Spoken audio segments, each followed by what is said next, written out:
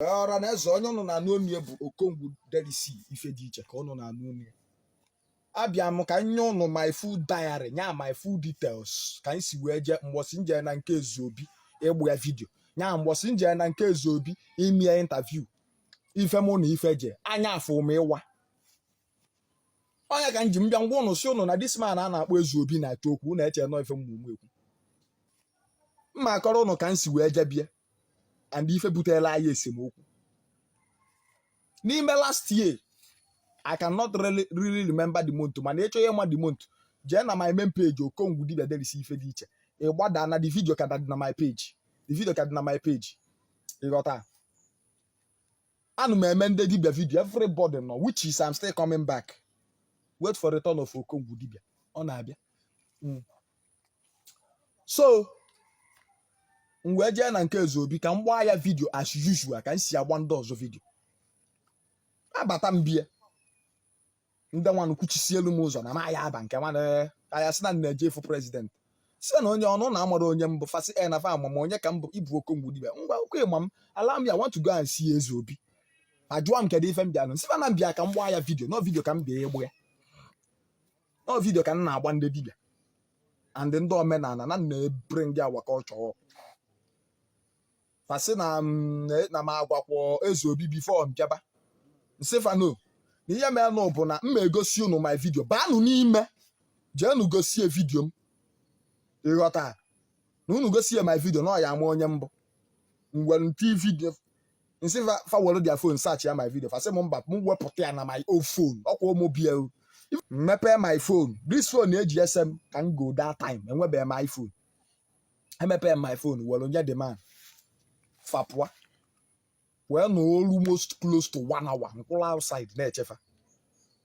emesie fasị nchele obele oge nche obele Ezeobi pụta na pala ebe ọgwụ ya na-adọba isi efi na-adọsi ebe a abata n'ime okene m kpọọ m afa nkwuo n'obi m ohe ma bụ onye mbụ na ọka ịkparịgodu m no problem ọka ifu this interview mma emelele ya taa ma ịchọ ya ma ịchọghị ya anyị ebido wee bido mebi ya nta wee gaba ọ bụrụgodo ụzọ jụọ sị gịnị na-esere m na jik nkọbarị akọsịarị ya si m oke na nsogbu adịrị ya na ọ nwere ebe eji esemokwu eje anya nwa bụ gentle guy na ọ dachi okwu na ife menụ bụ emesịa na ọ ga-ama ka o yi esi mee ka o dozie okwu ka okwu dị mma nsị ya tinsa na ọ ga-adịkwa mma na mmari alaiki ka mụ na jik otu a ọ bụ ife jik na-eme ka m na-eme na mma alaiki ka mụ na ya jekọọ vidio which is ị na-anya ọ bụrụ ife jik na-eme ka m na-eme ị na my video ka m sie present ya native doctor ya na ka jik sie present ya bụrụ ofe ife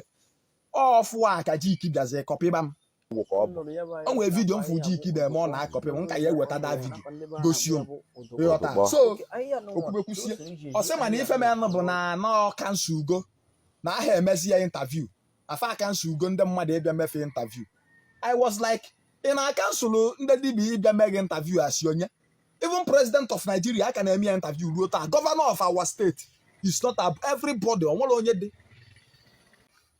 so nwesi oke wee sha na emenụ bụ na m abịagwo bụ na m abịagwo ka m mee ya ahụ kama mmesisi ya ekwesịna ka ndị ọzọ bịa mee na ife eji malụ mgbe ime ndị dibịa interview na mbịa ka m mee ya interview nothing more and na mbịa see ya as a native doctor welite isi ọ baa na my page ama yes na na-ejekwukwa ndị welite sikwa isi and na my fans bịa mụ bịakwutie mee ya interview wee mesịa si m oke anyị nọ n'obele oge dị obele oge si m ngwa o nwere dị ma na ebe a dị ka ọ dị ka ọtịrịlu nsampalụ ka ọfọdụ nsampalụ ebe ọ na-ana arụ ọrụ ụlọ mmụọ ya anyị baa na one room nọla ana ma emesịa wee bido live video ị na-ajụ mmadụ ajụjụ ọ na-akọ off point nna ahụ one ka ede I'm already made no apologies ego m ehigbo nne ya how many years ka ịlụgo dibịa it doesn't matter how many years ịlụgo dibịa ọ na-akpatago m ego to the extent na mmekata ya ndị niile because I'm on live video more than 400 to 500 people are watching onye ọbụla na comment sị m Okongwu m gbudebe n'ụnụ my data m gbudebe na onye a adịrọ serious ka nke bụ ajụọ ya ọkọrọ gbago na pride ya dị too much ọkwa my fans na-ekwu ọ bụ ọkwa ya ka m sesi ya first video ba second one gbabazia video gosibezia m okwu agwụ ya machie m ebe ọ na-eme everything gosibie egosizie m pụta palọ ka m gbachi ya kwa azụ n'ime dị room ọzọ ụmụ bi ebido kwaba m aka m go outside m get out I was like ka ekwazi mgbe o bido sebe ọkwa ebe onye m na-afa agba vidio na ife niile na-aga ọfụma ka ekwazi nke bụ get out anyị eme akwalugo m mgbe a na-akwa m data aka na-atụrụ anyị ka nke ọtụa live vidio m na-eme ka ọ rapụ ịba na my Facebook ịmarugo netwọk na alụlụ na fadi na-ekirikizi bifo na-aka ọtụ ya dete na-abago n'ime live vidio m so after ka m mesịrị the life ụna ka m na-anazi ndị mmadụ na-akpọ na-abalụ m mbasị ngwa anyị ji wee jee ebe a for the first place mụ ebe eme home welcome na mmụkwa na mụ na that boys ndị akwa m aka na fa na mụ na fa anụbaghị ọgụ this that wee mụ na dete mba na my life so akpọkarịgo m atọf ifele maka ifele bịazi imebe m wee pụta mee vidio m mee ife Ezeobi bịazi kwuo bụ na m bịa kpụta afịa mụ na m nọrọ na-atọ ọdịda mmadụ ha ka m si kpụta afa na m bịa mee gị interview mesịa gị interview ụmụ be kwapụ m and mgbe fa kwapụ m outside anọ na outside almost 1 hour ka ọ pụta ka m si ya nna ka ezi ife na-esenụ eche na m bịa ebe a gbaa vidio ka ezi mgbe o bidokwa asebe ka ezi nke bụ ịkwabakwazị m aka mbịa ihe ego ka m bịa ka ịgwa ọrụ m ọgwụ interview ka m bịa imeghi mmesịa ya interview nse ebe because achọrọ m nse bịa that day sesi ya ka m bakwa je see bịa ka ezi ife ụnụ na-akwa alụ m aka nche this man ọ pụta da outside ọ ga-edo m ọnụ nwa wee tọọ nwa naba so na mfiruo na mebi no jiki maka abanye m life jiki for my life mfiruo no jiki kpọọ ya na phone nya chụpụ m ịghọta ọnya mee nji wee kpọba no jiki kọsụ no jiki kpọọ ya na phone nya chụpụ m mmesi at last chọpụta